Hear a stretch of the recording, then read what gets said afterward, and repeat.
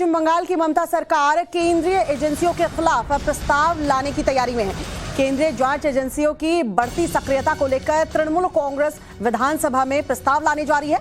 TMC का ये आरोप है कि केंद्र सरकार राजनीति के लिए केंद्रीय जांच एजेंसियों का इस्तेमाल जो है वो लगातार करती आ रही है। विधानसभा में इस प्रस्ताव को पढ़ने के दौरान मुख्यमंत्री ममता बनर्जी खुद जो है मौजूद रह सकती हैं। तो देखिए, अब विधानसभा में एक प्रस्ताव लेकर ममता बनर्जी जो है वो आने वाली हैं, जिसमें जांच एजेंसियों के खिलाफ जो है ये प्रस्ताव लाया जाएगा और बताया जाएगा कि किस तरीके से केंद्र सरकार जो है केंद्रीय जांच एजेंसियों का दुरुपयोग कर रही है। लगातार ममता बनर्जी जो है वो केंद्र सरकार को इस मामले में घेरती नजर आ रही हैं। लेकिन हम आपको बता दें कि पश्चिम बंगाल में पिछले दिनों जिस तरीके से ईडी की कार्रवाई देखने को मिली है, सीबीआई की टीम भी अलग अलग जगहों पर छापेमारी कर रही है।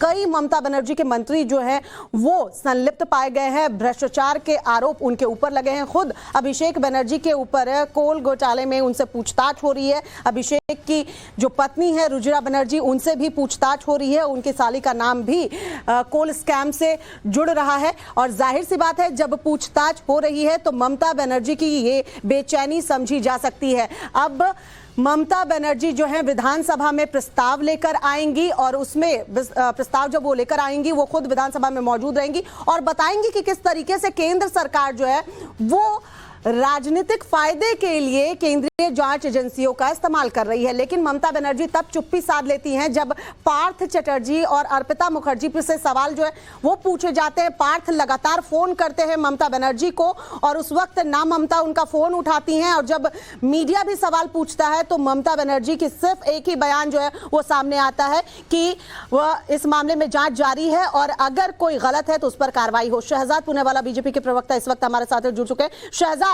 प्रस्ताव लाने की तैयारी में है ममता बनर्जी की केंद्रीय जांच एजेंसियों का केंद्र सरकार दुरुपयोग कर रही है। लगातार ये बात ममता बनर्जी उठाती रही हैं। ये भ्रष्टाचार के बचाव का प्रस्ताव है। ये Partha, Arpita, Anubrata, cattle smuggling scam, coal scam को बचाने के लिए प्रस्ताव है। इसीलिए टीएमसी का आज फुल फॉर्म हो चुका है टू मच करप्शन। बताइए, भ्रष्टाचारियों के खिलाफ कोई प्रस्ताव नहीं लाने का प्लान है इनका प्लान है कि जिन एजेंसियों को कोर्ट ने निर्देशित किया है कि इन भ्रष्टाचार के मामलों में जांच कीजिए, आपको याद होगा एसएससी स्कैम हो चाहे दूसरे स्कैम हो, उन सभी पर कोर्ट का अनुमोदन है कि वो सेंट्रल एजेंसी से जांच हो इसकी, क्योंकि बंगाल की पुलिस पर भरोसा नहीं है। तो कल क्या वो कोर्ट के खिलाफ भी प्रस्ताव लाने का प्लान बनाएंगी? ये एक तरफ तो लोकतंत्र में अगर जनता भ्रष्टाचार के खिलाफ आवाज उठाए तो उन्हें लाठी डंडे से मारते हैं और अगर एजेंसी अपना काम करे कानून के तहत तो उनको धमकाने के लिए, इंटिमिडेट करने के लिए, उनके काम को रोकने के लिए इस प्रकार का प्रस्ताव लाया जा रहा है। ये पार्था के पक्ष में लाया जाने वाला प्रस्ताव।